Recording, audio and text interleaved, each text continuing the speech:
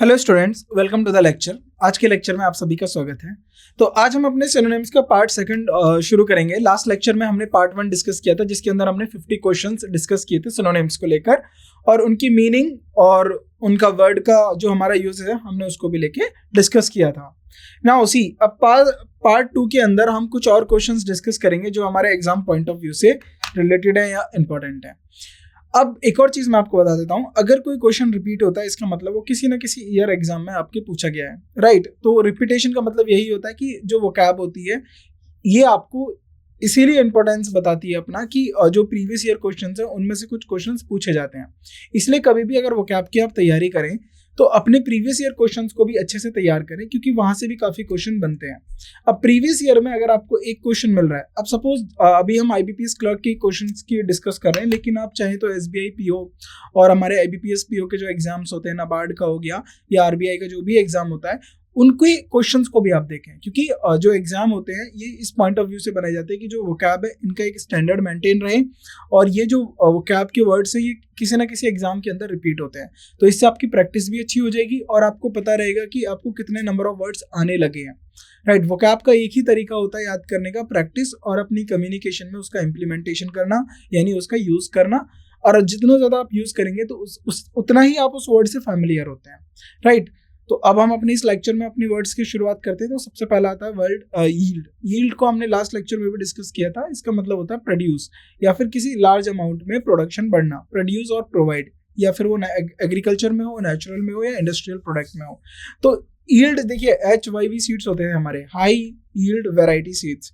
ये सीड्स को इंट्रोड्यूस इसलिए किया गया ताकि इससे प्रोडक्शन ज्यादा बढ़े एग्रीकल्चर में और सबको खाने का जो अनाज है वो मिल पाए। तो यील्ड से आप ये समझिए produce. The land yields a good harvest of vegetables each year. तो जो लैंड है किसी पर्टिकुलर लैंड में, यील्ड मतलब क्या कर रही है, वो प्रोड्यूस कर रही है क्या, एक अच्छी खेती किसकी, वेजिटेबल्स की हर साल।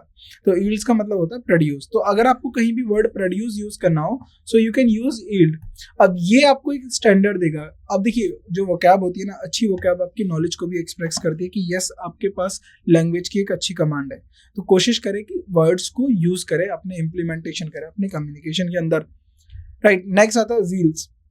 जीलियस का मतलब क्या होता है, देखिए जीलियस या जील, इसका मतलब होता है पैशनेट, किसी काम को करने के लिए पैशनेट होना, इंथुजियास्टिक होना, फर्वेंट, ये इसका सिनोनिम हो जाएगा। हैविंग, शोइंग और जील और पैशन, यानी zealous activist work tirelessly to promote peace. तो यानी बिना थके बिना हारे वो प्रमोट पीस करने, जो पीस है, शांति है, उसको प्रमोट करने के लिए बहुत वर्क करते हैं। अब ऐसा व्यक्ति कौन कर सकता है जो बिना थके हारे ऐसा काम करे, तो जीलियस हो, जिसके अंदर एंथुजियाज्म हो, जो कुछ करने का पैशन रखता हो, राइट। तो जीलियस का मतलब आपको बनाया पैशनेट। देखिए एब्रोगेट का मतलब क्या होता है, अनल। इसका मतलब होता है रिपील और डू अवे विद। रिपील का मतलब क्या होता है कि किसी लॉ को हटा देना, उसके या उसके मतलब अगर कोई लॉ हमारा चलता आ रहा है लेकिन आपको पता है अब लग रहा है कि इस लॉ का हमें कोई यूज नहीं है, तो उस लॉ को क्या कर देते हैं, रिपील कर देते हैं, यानी रिमूव कर देते हैं, डिलीट कर देते हैं। तो रिपील और डू अवे विद यानी किसी लॉ को, राइट को या फॉर्मल एग्रीमेंट को खत्म कर देना। The government decided to abrogate the outdated law. तो आपने देखा होगा कि हमारे कुछ लॉज हैं जो 18th सेंचुरी या 19th सेंचुरीज में बने थे, तो धीरे धीरे वो आउटडेटेड हो जाते हैं, तो गवर्नमेंट उनको रिपील कर देती है। तो यहाँ पर हम सही वर्ड यूज करेंगे abrogate.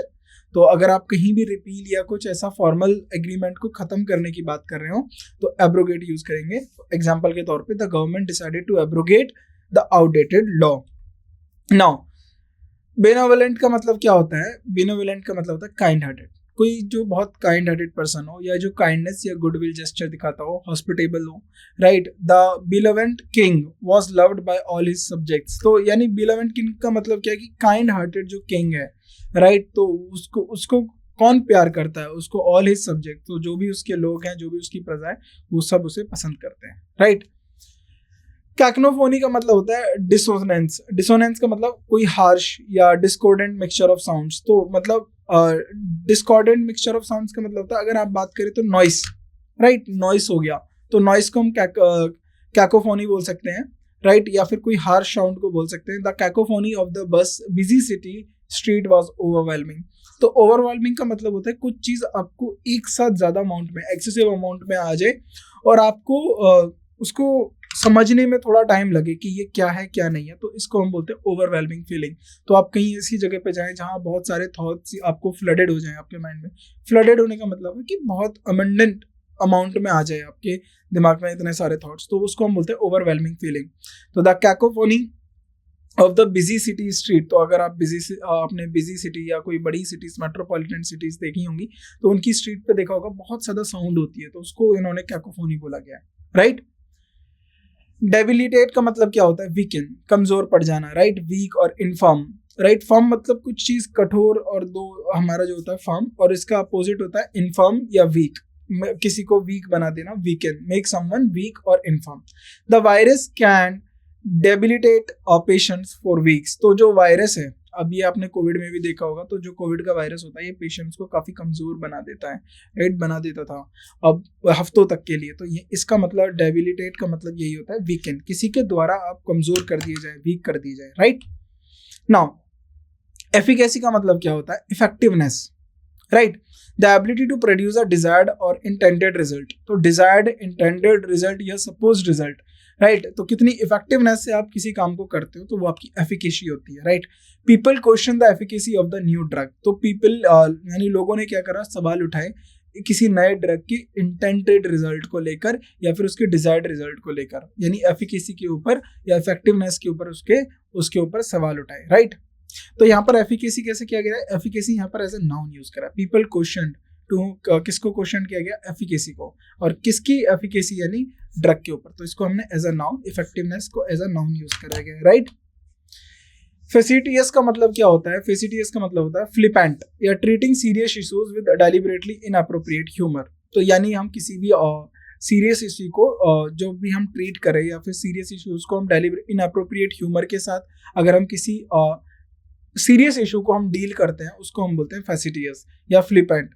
His facetious comments were not appreciated during the serious meeting, तो क्या करना था, कोई सीरियस मीटिंग रही होगी, उसमें उन्होंने कुछ हंसी मजाक का कमेंट कर दिया होगा कि हम इसको इस तरीके से डील कर लेते हैं, तो नॉट अप्रिशिएटेड, तो उसके जो कमेंट्स थे, फेसिटियस कमेंट्स जो थे, उसको किसी ने सराहा नहीं किया बल्कि क्रिटिसाइज किया होगा किसी सीरियस मीटिंग के अंदर, राइट। गैरुलस का मतलब होता है टॉकेटिव, टॉकेटिव का मतलब होता है जो बहुत ज्यादा बोलता है, वर्बोस जिसे हम बोलते हैं। Excessively talkative specially on trivial matters, तो ट्रिवियल का मतलब होता है छोटे और अनइम्पोर्टेंट मैटर को लेकर कोई बहुत ज्यादा बोले, तो उसको हम बोलते हैं garrulous. The garrulous main board everyone at the party with his stories, तो जो गैरुलस मैन का मतलब क्या है कि टॉकेटिव मैन जो है हर किसी को बोर कर रहा था पार्टी के अंदर, right, with this his stories.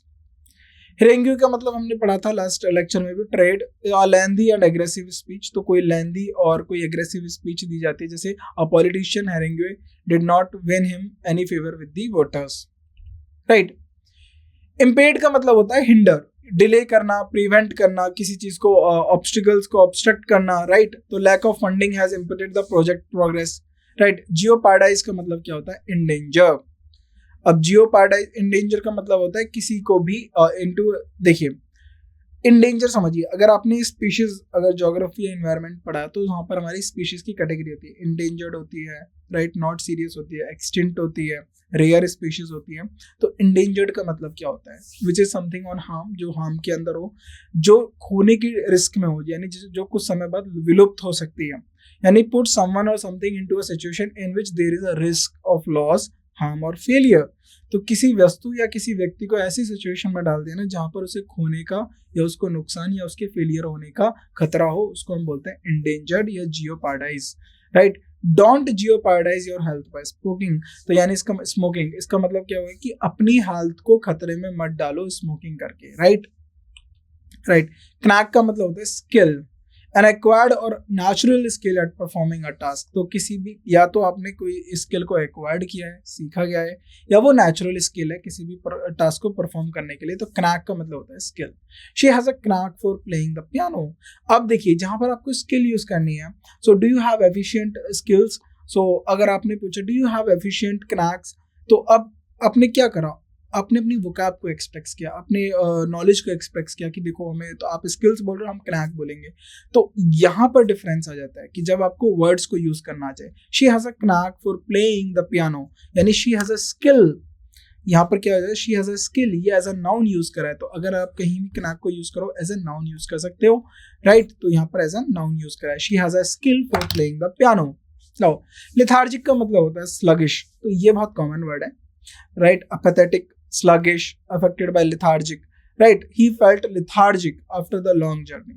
तो sluggish का मतलब होता है कि देखिए थकान ज्यादा हो जाए ना, राइट, कोई मूवमेंट में नहीं करना, तो इस यहाँ पर he felt lethargic after the long journey। तो आपको भी फील होता होगा जब लॉन्ग जर्नी के बाद ट्रैवल करते हो तो उसके बाद लेथार्जिक हो जाती है बॉडी, यानी कुछ एक्टिव होना नहीं होना चाहते, थोड़ा रेस्ट करना चाहते, तो वही होता है नॉन एक्टिवनेस जो होती है उसको हम होता है लेथार्जिक, स्लगिश।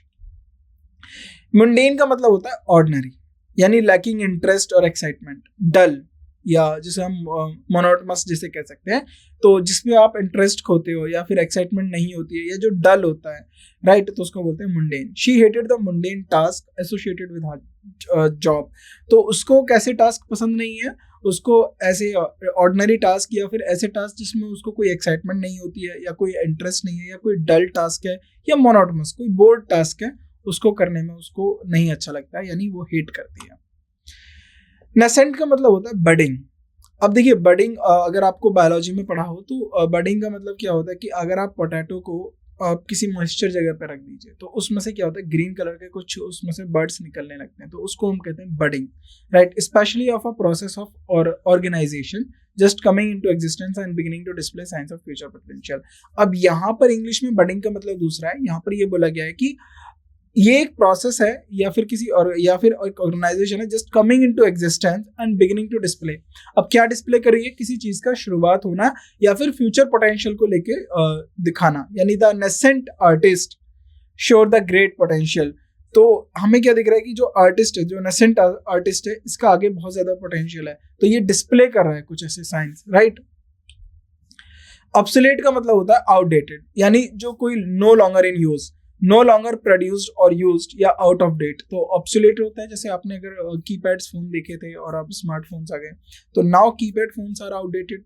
अब इसलिए बोला जा रहा है क्योंकि बहुत सारी जो गवर्नमेंट की भी सुविधाएं होती हैं, यूपीआई हो गया या फिर आपको ट्रेन की टिकट बुक्स करके फ्लाइट बुक करना है, आपको कैब बुक करनी है, सब स्मार्टफोन पे हो रहा है, तो धीरे धीरे चीजें आउटडेटेड होती हैं, तो ऑब्सोलेट हो जाती हैं। ऑब्सोलेट का मतलब होता है आउटडेटेड, नो लॉन्गर प्रोड्यूस्ड और यूज्ड, आउट ऑफ डेट, या राइट।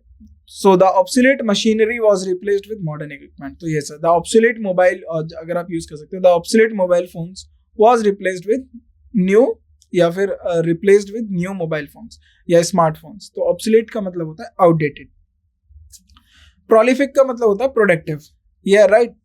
प्रोलिफिक का ये कॉमन वर्ड है, प्रोलिफिक एग्जाम में बहुत बार पूछा जाता है, तो प्रोलिफिक का मतलब होता है प्रोडक्टिव या producing much fruit or fledge. Fruit का मतलब होता है कि कुछ भी ज्यादा आर्टिकल, यहाँ पर फ्रूट उससे मत समझिएगा कि जो हमारे नॉर्मल वेजिटेबल और ये वाले फ्रूट्स हैं, फल वाले, यहाँ पर फ्रूट का मतलब है कुछ भी डिजायर्ड रिजल्ट की बात करने, producing much fruit or foliage or many offsprings present in large number of quantities प्लेंटीफुल्स।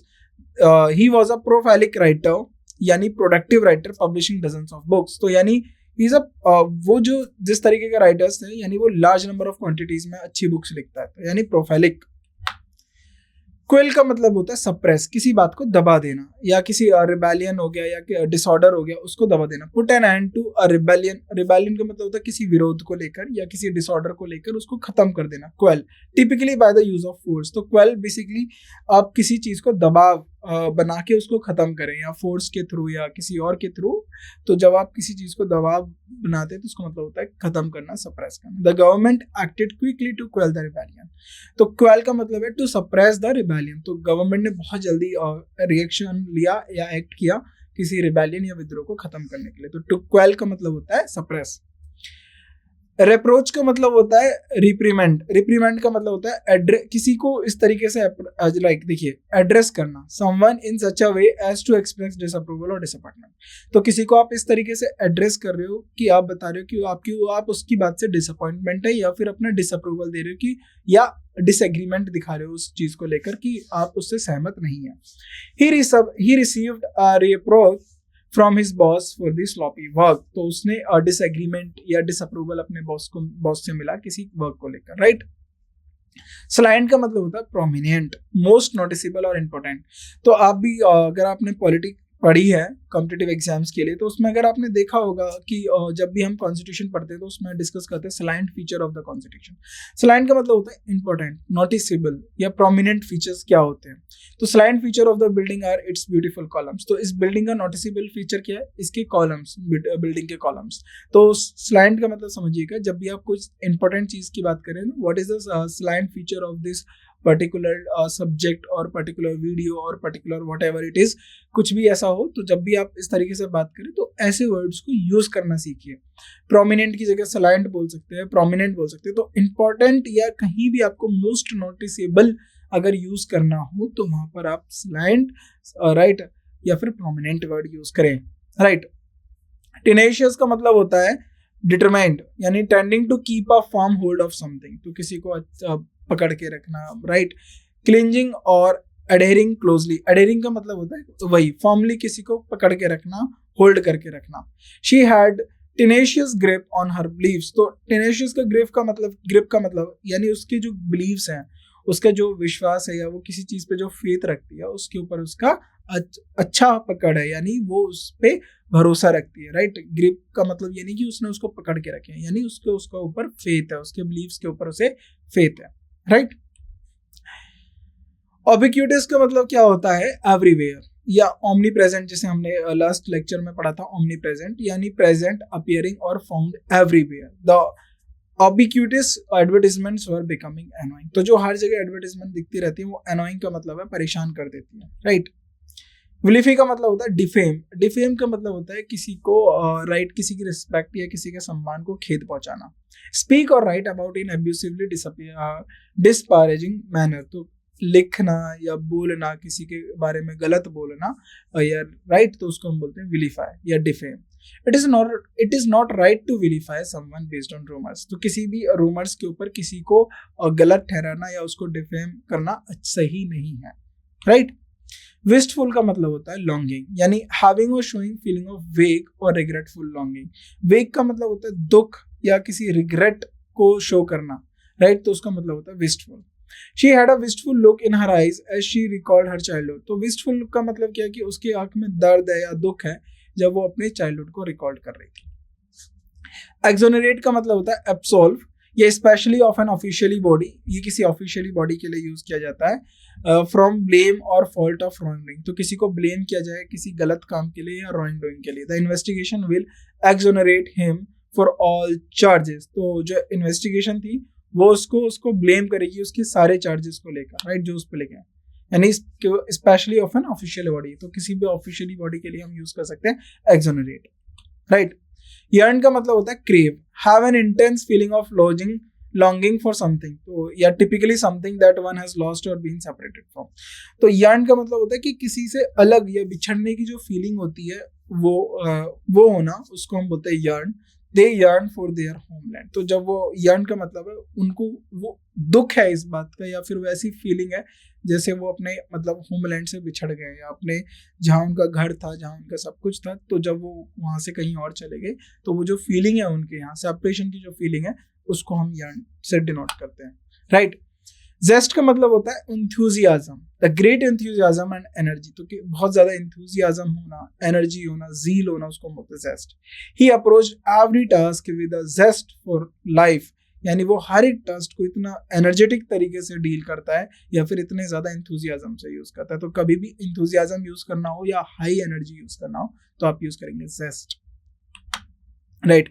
एक्कोलेड का मतलब होता है प्रेज, किसी की तारीफ करना, right. An award and privilege granted as a special honour or as an acknowledgement of merit, तो किसी को अवार्ड करना या फिर किसी को प्रिविलेज ग्रांटेड करना या स्पेशल ऑनर देना किसी मेरिट के लिए या फिर किसी भी उसकी अचीवमेंट के लिए, तो उसको हम बोलते हैं प्रेज या accolade. The scientist received many accolades for his research, तो अभी आपने देखा होगा हमने चंद्रयान 3 को पहुंचाया तो उसके लिए हमने साइंटिस्ट को काफी एक्कोलेट करा उनके काम के लिए, तो scientist receive many accolades for the moon landing, right. Belligerent का मतलब क्या होता है, aggressive, hostile, violent and aggressive, तो इसका मतलब राइट, तो ये सारे इसके सिनोनिम्स हो गए। The belligerent group was causing trouble in the neighbourhood, right. Clumsy का मतलब क्या होता है, क्लेम्सी का मतलब होता है मर्सी, मर्सी का मतलब किसी पे आप क्षमादान दिखाना, राइट, लीनियंसी दिखाना। द जज showed clemency due to the defendant's young age, तो किसी की कम उम्र की वजह से तो जज ने उसको ऊपर मर्सी शो किया, राइट। डाइलिपिडेटेड का मतलब होता है डेक्रिप, इसका मतलब होता है इन स्टेट ऑफ डिसरिपेयर और ruin as a result of age और नेग्लेक्ट। तो यानी किसी चीज का डिग्रेडेशन हो जाना या डिसरिपेयर, स्टेट ऑफ डिसरिपेयर और रूइन का मतलब होता है खंडर। तो एज की वजह से या नेग्लिजेंसी की वजह से जो बिल्डिंग होती है, ऑब्जेक्ट्स होते हैं, वो क्या हो जाती हैं, वो खराब होने लगती हैं, वो राइट, उनको डिग्रेडेशन होने लगता है उनका। तो आपने अगर फोर्ट्स देखे हो, पुराने फोर्ट्स देखे हो, जो फोर्ट मेंटेन नहीं होते हैं वो धीरे धीरे समाप्त होने लगते हैं, खत्म होने लगते हैं। The dilapidated house was restored by the committee. तो जो ऐसा जो हाउस था जो खराब हो रहा था, डिसरिपेयर था, उसको कमेटी ने दोबारा रिस्टोर करा। एक्स्ट्रावेजेंट का मतलब क्या होता है, एक्सेसिव। ये ज्यादातर हम पैसे या मॉनेटरी को लेकर यूज करते हैं, लैकिंग रिस्ट्रेन इन स्पेंडिंग मनी और यूजिंग रिसोर्सेज। इसका मतलब क्या होता है कि आप बहुत ज्यादा जरूरत से ज्यादा पैसा खर्च करें या जरूरत से ज्यादा आप रिसोर्सेज को यूज कर रहे हैं, उसको हम बोलते हैं एक्स्ट्रावेजेंट या excessive. It was an extravagant wedding with hundreds of guests and lavish decoration. तो यानी वो इतना ज्यादा उसमें खर्च किया गया था वेडिंग के अंदर, जिसके अंदर हंड्रेड्स ऑफ गेस्ट थे और लैविश डेकोरेशन। लैविश का मतलब क्या होता है, something which is wealthy, right, जो ज्यादा पैसा रखता हो, राइट, जिसको हम बोलते हैं लग्जरी। लैविश को हम लग्जरी भी बोल सकते हैं, राइट। फिजिबल का मतलब होता है practical, something which is practical, right, जिसको आप कर सको, right, possible to do easily और कन्वीनियंटली, राइट, तो उसको हम बोलते हैं feasible. It may be feasible to finish the project on time. तो ये बिल्कुल प्रैक्टिकल है, राइट, ये प्रैक्टिकल है कि हम प्रोजेक्ट को टाइम पे खत्म कर सकते हैं। नेक्स्ट, ग्लटन का मतलब होता है ओवर ईटर। ओवर ईटर का मतलब होता है an excessively greed eater, right, greedy eater. The glutton could not stop eating the delicious food. तो बहुत ज्यादा खाने वाला, over eater, right, glutton. Hapless का मतलब होता है, देखिए, हार्पलेस का मतलब होता है अनफॉर्चुनेट या फिर बदकिस्मत जिसे बोलते हैं, specially for a person or specially of a person unfortunate. यानी the hapless traveller got lost in the wilderness, right. Intricate का मतलब होता है complex, something which is complex, right, जिसको समझना मुश्किल हो, right, very complicated or detailed. The intricate design of the carpet is mesmerizing. Mesmerizing का मतलब होता है कि जो आपको मंत्रमुग्ध कर दे, जो एकदम आपको आपका ध्यान खींच ले, राइट, उसको हम बोलते हैं mesmerizing। तो intricate design यानी जो कारपेट की कॉम्प्लेक्स डिजाइन थी वो mesmerizing है। जोवियल का मतलब cheerful, खुश, फ्रेंडली, राइट, तो jovial host made everyone feel welcome, ये हम कर चुके हैं। क्नेव का मतलब होता है स्कंड्रल। स्कंड्रल का मतलब होता है एक डिसऑनेस्ट पर्सन या फिर अनस्क्रपुलस मैन को बोलते हैं, जो चीटेड मैन होता है या जो धोखेबाज होते हैं, उनको हम बोलते हैं knave. The knave was caught cheating people out of their money. तो क्नेव को पकड़ा गया, वो जो डिसऑनेस्ट पर्सन है या अनस्क्रपुलस पर्सन है, उसको पकड़ लिया गया लोगों को पैसा चुराते हुए, राइट। लाउडेबल का मतलब प्रेज वर्दी, राइट, तारीफ के लायक जिसे हम कहते हैं। Deserving praise and commendations. Commendation का मतलब होता है जिसके एक्शन या आइडिया या गोल को प्रेज किया जाए, तारीफ की जाए, laudable. Volunteering for the homeless shelter is laudable activity. तो वॉलंटियरिंग का मतलब है कि कोई आगे बढ़ के आ रहा है, उनकी जो होमलेस शेल्टर्स लोग हैं उनकी हेल्प कर रहा है, वो क्या है, लाउडेबल है, राइट। मलेज का मतलब होता है discomfort, a general feeling of discomfort, illness, unease whose exact cause of difficult to identify। तो बहुत डिस्कम्फर्ट फीलिंग होता है, इलनेस होता है या अनईज होता है, जिसका हमें कॉज, जिसका रीजन थोड़ा मुश्किल होता है जानना कि ऐसा क्यों फील हो रहा है, उसको बोलते हैं malaise. The general malaise among employees due to the economic turn down. तो इकोनॉमिक डाउन टर्न की वजह से, इकोनॉमिक गिरावट की वजह से, तो काफी एम्प्लॉयज जो है उनके अंदर बड़ा डिस्कम्फर्ट या अनईज फील हो रहा है, राइट।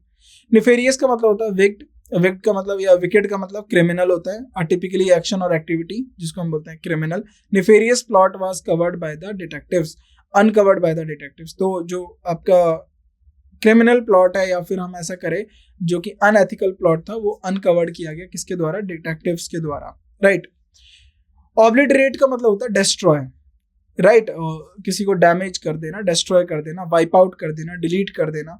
तो या वैनिश कर देना, डेस्ट्रॉय अटरली या wipe out. The town was nearly obliterated by the hurricane. तो हरिकेन का मतलब क्या होता है, तूफान के द्वारा जो टाउन था वो डेस्ट्रॉयड हो गया या वाइप आउट हो गया।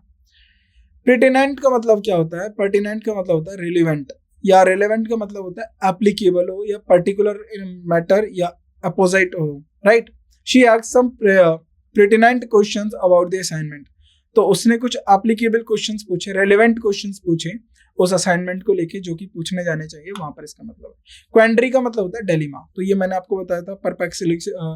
परप्लेक्सिटी का मतलब क्या होता है, हाँ या ना की सिचुएशन में फंस जाना, कि कभी ये करे या ना करे, तो उसको हम बोलते हैं डिलेमा क्वेंड्री, राइट।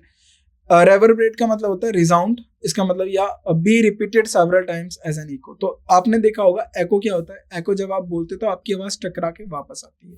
तो फिजिक्स में कंडीशंस होती हैं एको को लेकर, तो अगर उस कंडीशन में अगर आपने साउंड प्रोड्यूस करी तो आपको दोबारा आपकी ध्वनि, आपकी आवाज टकरा कर वापस मिलेगी सुनने के लिए। तो रिवरबरेट का मतलब यही होता है रिसाउंड, बार बार किसी चीज का सेवरल टाइम्स रिपीट होना। हर लाफ्टर रिवरबरेटेड थ्रू द हाउस। तो इसका मतलब है कि उसकी हंसी की गूंज पूरे हाउस में या पूरे घर में गूंज रही थी। स्क्वेलेड का मतलब होता है फ्लिथी या एक्सट्रीमली डर्टी, बहुत गंदा, unpleasant, especially as a result of poverty और नेग्लेक्ट। तो नेग्लिजेंसी या पॉवर्ट की वजह से कोई पिछड़ा रह जाए, जो अनप्लीजेंट हो जाए, उसको हम बोलते हैं फ्लिथी या स्क्वेलेड। दे वर लिविंग इन स्क्वेलेड कंडीशंस। तो यानी वो इतनी खराब कंडीशंस में रहना, इसके पीछे का रीजन हो सकता है उनकी गरीबी हो सकती है, या किसी का ध्यान ना दे पाना उनके ऐसी लिविंग कंडीशन के ऊपर। नेक्स्ट वर्ड, ट्यूमल्ट का मतलब होता है टर्मोइल। टर्मोइल का मतलब होता है, देखिए देयर इज अ टर्मोइल के दो मीनिंग होते हैं। एक स्ट्रॉम होता है, जब आपके अंदर कुछ ऐसी कंफ्यूजन पैदा हो जाए कि आपको समझ में नहीं आए आप क्या करें क्या ना करें, तो उसको हम बोलते हैं turmoil in heart. A loud confuse noise specially one caused by a large mass of people, तो उसको भी हम बोलते हैं turmoil. That tumult could be heard from blocks away. तो जो लोगों के द्वारा जो आवाज थी या जो लाउड नॉइज थी वो ब्लॉक्स अवे, दूर से भी सुनी जा रही थी, राइट। अनटेनेबल का मतलब होता है इनडिफेंसिबल। इनडिफेंसिबल का मतलब होता है not able to be maintained और डिफेंड अगेंस्ट अटैक और ऑब्जेक्शन, यानी जो अपने आप को डिफेंड ना कर पाए किसी अटैक या ऑब्जेक्शन के ऊपर, या फिर अपने आप को मेंटेन ना कर पाए। His argument is untenable because it's lacks evidence. तो उसके वो अपने आर्ग्यूमेंट्स को डिफेंड इसलिए नहीं कर पा रहा था क्योंकि वो बिना एविडेंस, बिना किसी फैक्ट्स के ऊपर वो अपने आर्ग्यूमेंट दे रहा था, राइट। तो इनटेनेबल हो गया। नाउ वैग्रेंट का मतलब homeless person, a person without a settled home or regular work who wanders from place to place and lives by begging। तो बंजारा जिसे हम कहते हैं, एक ऐसा व्यक्ति जिसके पास घर ना हो और रेगुलर काम ना हो, जो इधर से उधर घूमता रहे, वेंडर होता है। The city started a programme to help vagrants find shelter and employment. तो सिटी ने क्या करा, ऐसा प्रोग्राम शुरू करा जो हेल्प करे वैग्रेंट और शेल्टर, और उनको शेल्टर पकड़ाए एम्प्लॉयमेंट के, राइट। विंसम का मतलब होता है चार्मिंग, राइट। चार्मिंग का मतलब एडोरेबल, अट्रैक्टिव, अपीलिंग इन अपीयरेंस और कैरेक्टर। तो जो आपका अपीलिंग हो, जो आकर्षित करे, right. She give a Winsome smile. तो जब भी आप चार्मिंग यूज करेंगे तो विंसम यूज करिएगा, राइट। अच्छा वर्ड है। जेनियल का मतलब होता है हॉस्पिटेबल। हॉस्पिटेबल का मतलब होता है आप किस तरीके से अपने गेस्ट को जेस्चर शो करते हो, तो right, hospitable, especially to visiting a stranger or foreigners. The Zaniel family welcomed the travelers into their home. तो Zaniel family ने क्या करा, जो ऐसी फैमिली जो हॉस्पिटेबल है, राइट, आदर भाव करती है, उन्होंने ट्रैवलर्स को अपने घर पे बुलाया। योग का मतलब होता है bond, a wooden cross piece that is fastened over the necks of two animals and attached to a plow or cart, they are called to pull, right। तो oxen were freed from the yoke after a day of plowing। तो आपने देखा होगा बैलों को, अपने अगर black cart या फिर अपने बैल देखे हैं जिनसे आप खेतों में प्लफिंग करते हैं, तो उनके गर्दन से एक दो जो वुडन क्रॉस होते हैं उनको बांध देते हैं, उसको बोलते हैं योग। जिनीत का मतलब होता है पिनेकल, या फिर जिसे हम बोले highest peak. The at time of something which is most powerful और सक्सेसफुल। तो किसी समय पे जो सबसे ज्यादा पावरफुल या सक्सेसफुल हो उसको हम बोलते हैं जिनीत या पिनेकल या एपेक्स जिसे हम बोलते हैं।